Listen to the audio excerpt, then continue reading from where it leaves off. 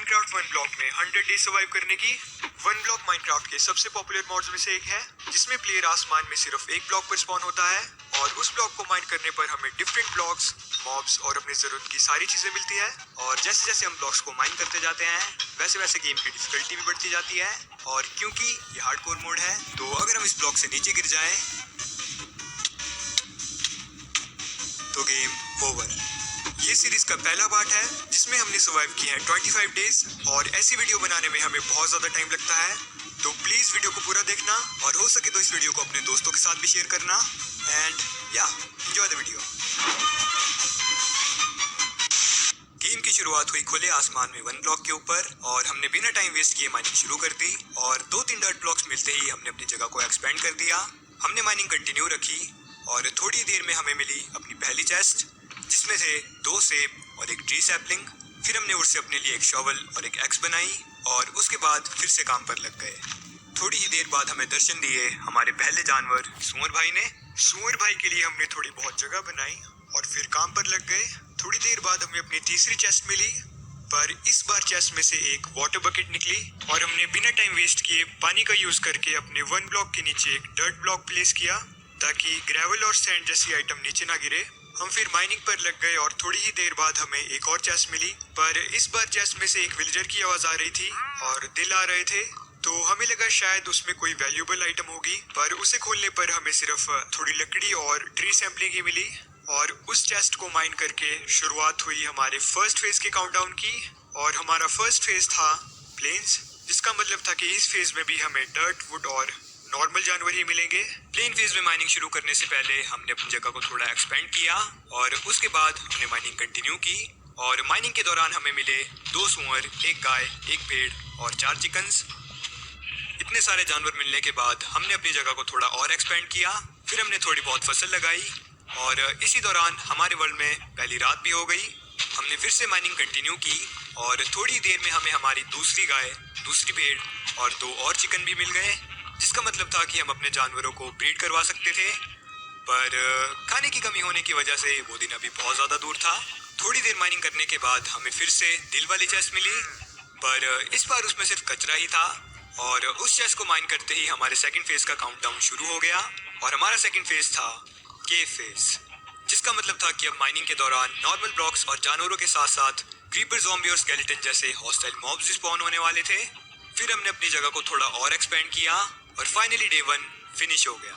Day 2 के शुरू होते ही हम फसल लगाने के लिए जगह बनाने लगे, पर हमारे पास डर्ट ब्लॉक काफी कम पड़ रहे थे, तो इसीलिए इसका काम हम बाद में करेंगे। उसके बाद हमने आइलैंड के दूसरी तरफ जानवरों को रहने के लिए जगह बनाई। फिर हमने मुर्गों को बीज का लालच देके कैप्चर कर लिया, पर आलू और वीट ना होने की वजह से हम गाय और सुअर भाइयों को कैप्चर नहीं कर पाए। हमने उन्हें धक्का देकर कैप्चर करने की भी कोशिश की, पर हम नहीं चाहते थे कि हमारा खाना हमारे प्यारे जानवर नीचे गिर जाए, इसीलिए हमने वो प्लान ड्रॉप कर दिया। फिर हमने अपनी जगह पर थोड़े बहुत पेड़ लगाए और क्योंकि केव फेज में काफी सारे हॉस्टाइल मॉब स्पॉन होने वाले थे, इसीलिए हमने अपने मेन ब्लॉक को चारों तरफ से फेंस से कवर कर दिया ताकि कोई भी मॉब हमें नुकसान ना पहुंचा सके। फिर हमने फाइनली केव फेज में माइनिंग शुरू की और थोड़ी देर माइन करने के बाद हमने माइन की हुए कोबलस्टोन से अपने लिए नए टूल्स बनाए और माइनिंग कंटिन्यू रखी। माइनिंग के दौरान हमें थोड़े बहुत आयरन ओर भी मिले, जिन्हें हमने फर्नेस बनाकर स्मेल्टिंग पर लगा दिया। हमने माइनिंग कंटिन्यू रखी और अब हमें दर्शन दिए मशरूम वाली गाय ने। हमने मशरूम वाली गाय को फैन से बाहर लाने की बहुत कोशिश की, पर पता नहीं क्यों वो बाहर नहीं आ रही थी, तो इसीलिए हमें दूसरा तरीका अपनाना पड़ा। अब हमारा आयरन भी स्मेल्ट हो गया था और उस आयरन से हमने अपने लिए एक शेर बनाया, जिसका यूज करके हमने भेड़ भाई लोगों से वूल इकट्ठा की और अपने लिए फाइनली एक बेड बनाया और सो गए। डे 3 पर भी हमने माइनिंग कंटिन्यू रखी और थोड़ी ही देर बाद हमें दर्शन हुए हमारे वन ब्लॉक वर्ल्ड के पहले हॉस्टाइल मॉब से, जो थे ज़ॉम्बी भाई। पर क्योंकि हमने चारों तरफ फेंस लगा रखी थी, इसीलिए वो बेचारे हमारा कुछ भी नहीं कर पाए और उन्हें हमने आराम से मार दिया। उसके बाद हमने थोड़ी फसल लगाई और सामान रखने के लिए चेस्ट बनाई। फिर हमने थोड़ी देर तक माइनिंग की और उसके बाद थोड़े पेड़ काटे और पेड़ काटते काटते कब रात हो गई हमें कुछ पता ही नहीं चला। डे 4 पर हमने फसल लगाने की जगह पर थोड़ा और काम किया, पर फिर से हमारे पास 2-3 डर्ट ब्लॉक्स कम पड़ गए, बट अब ये जगह ऑलमोस्ट कंप्लीट हो ही गई थी। फिर हमने अपने एरिया के बचे हुए साइट्स को भी एक्सपेंड किया और इनमें से एक जगह पर हम बनाएंगे ट्री फार्म और दूसरी जगह पर हम बनाएंगे एक घर। उसके बाद हमने उन साइट्स पर फेंसेस प्लेस किए और सो गए। डे 5 पर हमने थोड़े बहुत पेड़ काटे और उसके बाद एक साइड पर फेंस लगाई। फिर हमने अपनी चेस्ट को हटाकर नई जगह पर लगाया जहां पर हम एक घर बनाएंगे। फिर हमने थोड़ी सी फसल काटी और फाइनली गाय को घास का लालच देकर कैप्चर कर लिया। और पता नहीं हमारी मशरूम वाली गाय का क्या हुआ, शायद वो आसमान से गिरकर नीचे चली गई।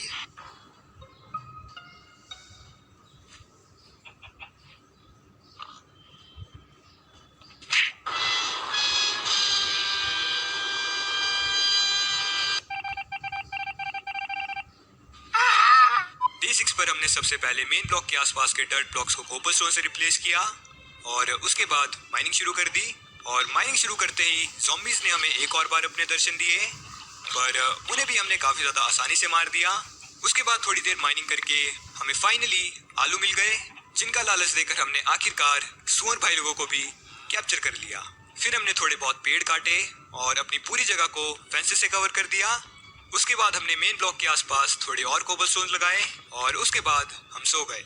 डे 7 पर हमने मेन ब्लॉक के एरिया को फेंस की जगह वॉल से कवर किया ताकि हमारे बेस को क्रीपर जैसे मॉब से एक्स्ट्रा प्रोटेक्शन मिल सके। फिर हमने थोड़ी बहुत पेड़ काटे और उसके बाद हमने फाइनली अपने ट्री फार्म वाली जगह पर पेड़ लगाए। उसके बाद हमने फिर से थोड़े बहुत पेड़ काटे और सो गए। अगले दिन हमने अपने घर वाली जगह पर बेड और फर्नेस प्लेस किए और उसके बाद अपने पूरे एरिया पर टॉर्चेस प्लेस की। फिर हमने माइनिंग कंटिन्यू की और माइनिंग के दौरान हमें दर्शन दिए एक मकड़ी, एक ज़ॉम्बी और एक क्रीपर भाई ने। पर हमने मेन ब्लॉक को कोबलस्टोन और वॉल से कवर कर रखा था, इसलिए क्रीपर भाई और बाकी के मॉब्स हमारा कुछ भी नहीं बिगाड़ पाए। उसके बाद हमने थोड़ी और माइनिंग की और फिर हम सो गए। डे 9 पर हमने माइनिंग कंटिन्यू रखी और थोड़े से ब्लॉक माइन करने के बाद हमें एक बार फिर से दिल वाली चेस्ट मिली, पर इस बार भी उसमें कचरा ही था। पर उसे माइन करने के बाद शुरू हुआ हमारे थर्ड फेज का काउंटडाउन और हमारा थर्ड फेज था आइस टुंड्रा, जिसका मतलब था कि इस फेज में ज्यादातर ब्लॉक्स और मॉब्स स्नोई आइस बायोम से होने वाले हैं। पर इस फेज में माइन करने से पहले हमने अपने घर पर थोड़ा काम करने का सोचा और बाकी के पूरा दिन घर पर ही काम किया। डे 10 पर हमने थर्ड फेज में माइनिंग शुरू कर दी और थोड़ी ही देर बाद हमें फाइनली एक डॉगी मिला। पर क्योंकि हमारे पास बोन नहीं थी इसलिए हम उसे टेम नहीं कर सकते थे, पर हमने सोचा क्यों ना हम उसे थोड़ा मीट खिलाएं। पर मीट खिलाते खिलाते हमने गलती से उसे मार ही दिया और मीट खाने की जगह वो डॉगी हमें ही खाने वाला था। पर जैसे तैसे हम बच गए और फिर हमने थोड़ी देर डॉगी के शांत होने का इंतजार किया। उसके बाद हमने जानवरों को थोड़ा खाना खिलाया और फिर लकड़ी काट कर सो गए। डे 11 पर हमने सिर्फ घर पर ही काम किया और अब हमारा घर आधा कंप्लीट भी हो गया था। डे 12 पर हम माइनिंग करने लगे और थोड़ी ही देर बाद ब्लॉक्स माइन करते करते 2 स्ट्रे स्पॉन हो गए। पर पता नहीं क्यों वो हमें मारने की जगह आपस में ही लड़ने लग गए और उनमें से एक तो ऐसे ही मर गया और जो बच गया उसे हमने मार दिया। उसके बाद हमने माइनिंग कंटिन्यू रखी और थोड़ी ही देर बाद हमें गोल्ड मिला और गोल्ड माइन करने के लिए हमें आयरन पिकैक्स बनाई और उसे माइन कर लिया। पर गोल्ड कलेक्ट करने से पहले हम थोड़े और ब्लॉक्स माइन करने लगे, पर तभी वहां पर 2 फॉक्स स्पॉन हो गई, जिसमें से एक हमारा गोल्ड ब्लॉक चुरा कर भाग गई और हम उसे मारने ही वाले थे, पर हमने उस पर दया करके उसे छोड़ दिया। फिर हमने थोड़ी बहुत माइनिंग की और सो गए। डे 13 पर भी हमने माइनिंग कंटिन्यू रखी और माइनिंग के दौरान एक फॉक्स, एक डॉगी और एक भालू भाई भी स्पॉन हुए। फॉक्स भाग गई, डॉगी को हमने टेम कर लिया और भालू भाई बाहर ही नहीं आ रहे थे तो हमने उन्हें वहीं पर रखा और माइनिंग कंटिन्यू की। उसके बाद हमने थोड़े बहुत पेड़ काटे और सो गए। डे 14 पर हम अपने जानवरों को खाना खिलाने लगे, पर पता नहीं वहां पर एक फॉक्स उड़कर आ गई और उसने हमारे 2 चिकन्स को मार दिया और इसकी कीमत उसे अपनी जान देकर चुकानी पड़ी। और अब हमारे पास सिर्फ एक ही चिकन बचा था, जिसका मतलब था कि हम अपने लिए अब ज्यादा एरोज नहीं बना पाएंगे, पर उसका जुगाड़ हम बाद में कर लेंगे। उसके बाद हम डॉगी को अपने आधे कंप्लीट घर के अंदर ले गए, पर पता नहीं उसके साथ कहीं से एक सुअर भी आ गया था।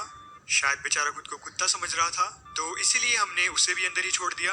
और भालू भाई स्पेस घेरने के अलावा कोई भी काम नहीं कर रहे थे, तो इसीलिए हमने उन्हें भी मुक्ति दे दी।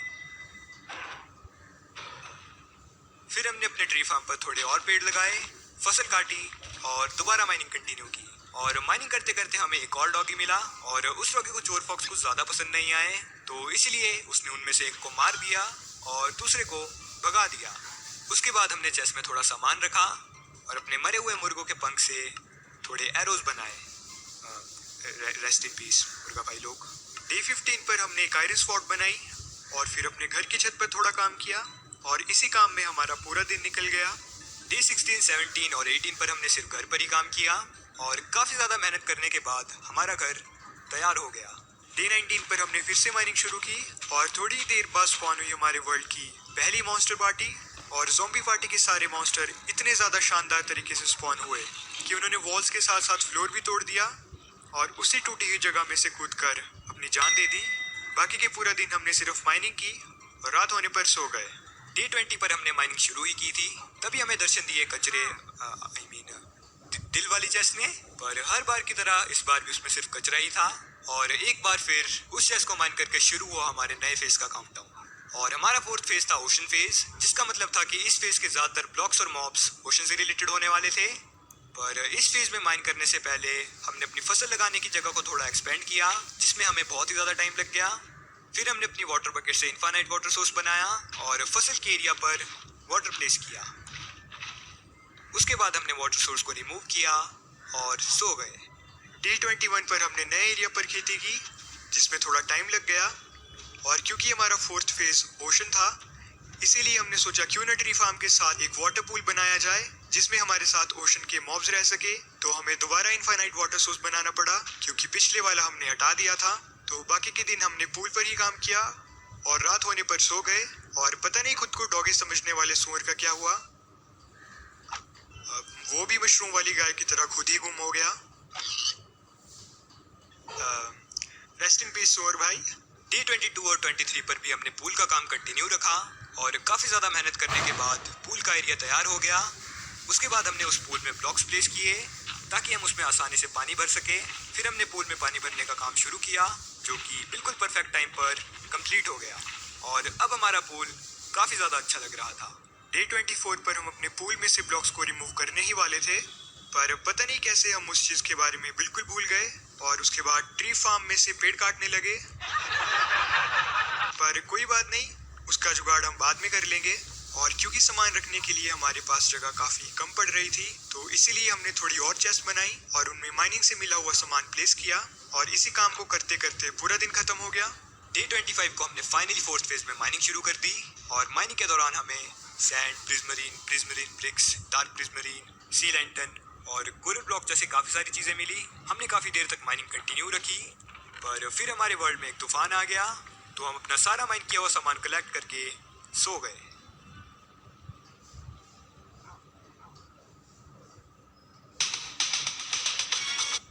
तो हमने कहा था कि हम हर हफ्ते एक कमेंट फीचर किया करेंगे और लास्ट वीडियो में काफ़ी सारे लोगों ने बहुत सारे फनी और यूनिक कमेंट किए हैं और इस हफ्ते का कमेंट ऑफ द वीक किया है ड्रैगन एक्स गेमिंग ने। और अगर तुम भी चाहते हो कि तुम्हारा कमेंट नेक्स्ट वीडियो में फीचर हो, तो तुम कुछ भी फनी या क्रिएटिव कमेंट कर सकते हो। बस पिछली वीडियो की तरह ज़्यादा यूनिक कमेंट मत करना। And let's aim for 125 likes और हम मिलेंगे अगली वीडियो में। तब तक के लिए बाय बाय।